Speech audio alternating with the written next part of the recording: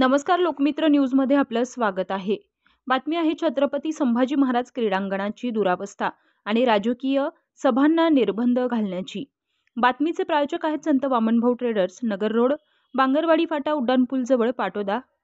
सविस्तर वृत्त असं आहे की छत्रपती संभाजी महाराज क्रीडांगणाची दुरावस्था झाली असून नियमित स्वच्छतागृहांची साफसफाई करण्यात येत नसल्यानं सकाळी आणि संध्याकाळी व्यायामासाठी येणाऱ्या नागरिकांना दुर्गंधीचा सामना करावा लागतो।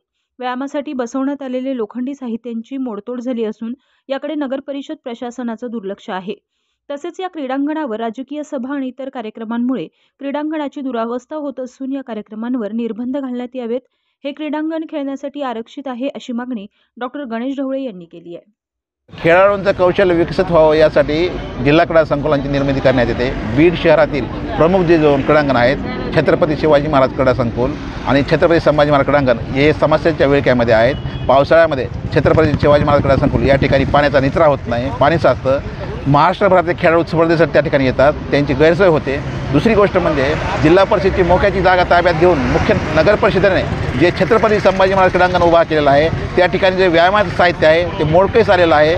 त्या ठिकाणी लोक सकाळ संध्याकाळ व्यायामाला येतात, मात्र नियमित नगर परिषदा स्वच्छतागृहाची स्वच्छता करत नसल्यामुळे त्या ठिकाणी दुर्गंधी येते। आणि सगळ्यात महत्त्वाचं म्हणजे त्या ठिकाणी मोठ्या प्रमाणावर राजकीय कार्यक्रम होतात।